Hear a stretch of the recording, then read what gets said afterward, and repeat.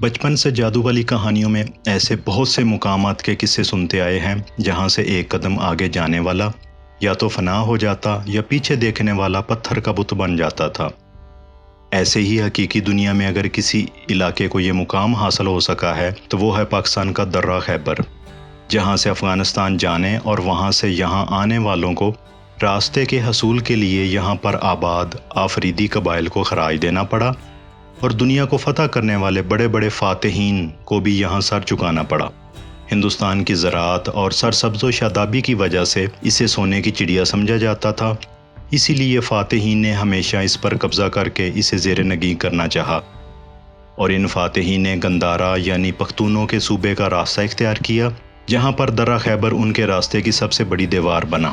تقریباً تمام مورخین نے افریدی قبائل کے بارے میں لکھا ہے کہ وہ جنگ سے محبت کرتے ہیں، اور یہی محبت ان کے دشمن کی بدترین شکستوں کا باعث بنتی رہی۔ غیر ملکی اور مقامی لکھاری اس بات پر متفق ہیں کہ جتنے زیادہ حملے درہ خیبر پر ہوئے اتنے شاید ہی دنیا کی کسی شاہراہ یا گزرگاہ پر ہوئے ہوں گے۔ دنیا کا یہ مشہور درہ خیبر پشاور سے 11 میل کے فاصلے پر بنے تاریخی دروازے باب خیبر سے شروع ہوتا ہے اور طورخم کے مقام پر پاک افغان سرحد پر ختم ہوتا ہے۔ باب خیبر اور طورخم کے درمیان کا یہ علاقہ یہاں کسی بھی بری نیت سے آنے والے کے لیے خطروں سے اتنا بھرپور ہے جس کی مثال دنیا میں کہیں اور نہیں ملتی۔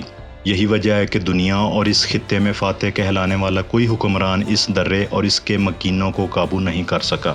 اس راستے کے دونوں طرف تقریباً 1500 فٹ اونچی پہاڑی چٹانیں اور ان کے بیچ ناقابل دریافت غار واقع ہیں۔ یہ درہ یہاں کے لوگوں کے لیے جنگی لحاظ سے ایک ایسا قدرتی حصار ہے جسے دنیا کے کسی جنگی ہتھیار سے فتح نہیں کیا جا سکتا۔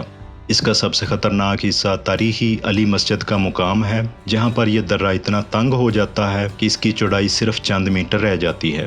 یہی وہ جگہ ہے جہاں کی پہاڑی چوٹیوں پر چھپے چند قبائل بھی سینکڑوں فٹ نیچے راستے سے گزرنے والے ہزاروں فوجیوں کے لیے قیامت بپا کرتے تھے اور انہیں زچ کر کے پسپا ہونے پر مجبور کر دیتے تھے، یہاں تک کہ انہیں لاشیں اٹھانے کے لیے بھی ان قبائل کی بات ماننی پڑتی تھی۔ پشاور شہر سے چند کلومیٹر کے فاصلے پر واقع تحصیل جمرود میں بنے اس دروازے کو اگر دشمن کے لیے موت کی وادی کا دروازہ کہا جائے تو غلط نہیں ہوگا۔ باب خیبر سے ہی پورے درہ خیبر کی اہمیت اجاگر ہو جاتی ہے۔ سابق صدر ایوب خان کے دور حکومت میں یہ دروازہ بنایا گیا۔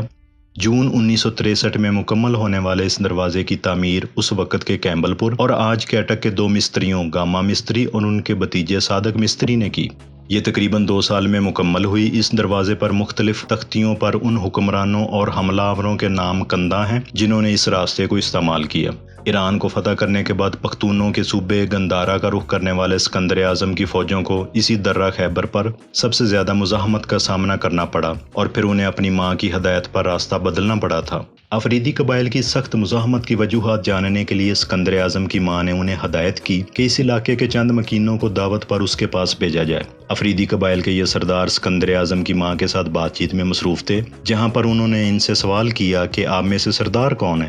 اس پر ہر کسی نے اس بات کا دعویٰ کیا کہ وہی سردار ہے، اور یہ سب آپس میں الجھ پڑے۔ یہیں پر اسکندر اعظم کی ماں کو احساس ہو گیا کہ یہ لوگ جب اپنوں میں سے کسی کو خود سے بڑا ماننے کو تیار نہیں تو وہ اسکندر اعظم کو کیا مانیں گے۔ ماں نے بیٹے کو نصیحت کی کہ وہ ہندوستان جانے کے لیے درہ خیبر کے راستے کا خیال دل سے نکال دے۔ یوں اسکندر اعظم کو اپنا راستہ بدلنا پڑا اور وہ باجوڑ کے راستے اپنی منزل کی طرف چلے۔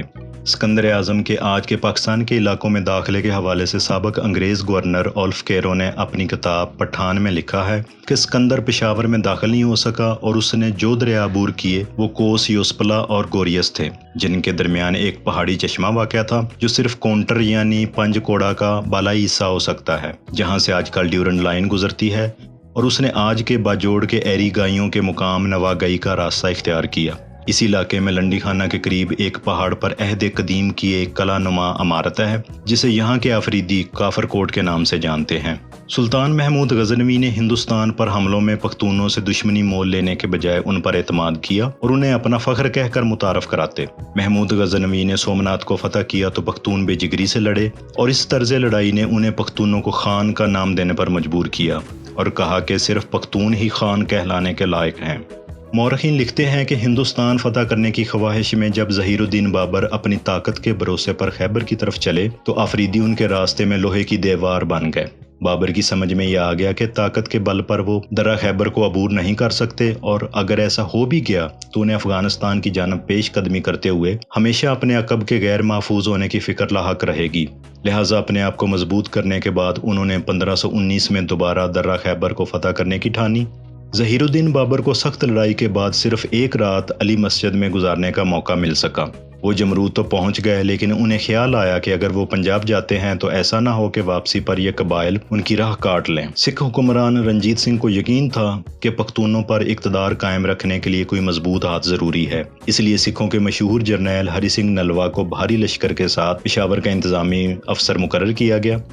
ہری سنگھ نے پختونوں کو تو پریشان کیا، تاہم وہ قبائلیوں کا کچھ نہ بگاڑ سکے، اور ان قبائل کے اقدامات کی بدولت خود رنجیت سنگھ پر ان کی دہشت طاری ہو گئی۔ اسی دہشت کا اثر تھا کہ ان قبائلیوں کے حملوں سے بچنے کے لیے ہری سنگھ نلوا نے باب خیبر کے مقام یعنی درہ خیبر کے دہانے پر قلعہ تعمیر کرنے کا فیصلہ کیا، اور 1836 میں اس پر کام کا آغاز ہوا۔ سکھوں نے یہ قلعہ قبائل کے حملوں سے بچنے کے لیے بنایا تھا، تاہم افغانستان کے امیر دوست محمد خان نے اسے اپنے خلاف عزائم کا نشان سمجھا اور سکھ فوجوں پر حملہ آور ہو گئے، جہاں پر ہری سنگھ نلوا مارے گئے۔ انگریز سکھ لشکر کے افغانستان میں قیام کے وقت یہ ضروری تھا کہ ان کے پیچھے واپسی کا راستہ یعنی درہ خیبر کھلا رہے، لیکن یہ افریدی قبائل کو مواجب یعنی معاوضہ دیے بغیر ممکن نہ تھا۔ انگریزوں کو بھی پتہ تھا کہ افریدیوں کو مواجب نہ ملو تو وہ خود بھی سکون سے نہ رہ سکیں گے، چنانچہ انہیں درہ خیبر میں سکون رکھنے کے لیے افریدیوں کو سالانہ 1,25,000 روپے مواجب دینا پڑا۔ افغانستان میں 2 سال تک قیام کے بعد جب انگریزوں کو شکست ہوئی تو وہ اپنی حلیف فوج یعنی سکھوں کو لے کر واپس روانہ ہوئے، تاہم درہ خیبر کے اندر افریدی قبائل نے ان کے ساتھ ایسا سلوک کیا کہ ان کے 14 طبق روشن ہو گئے۔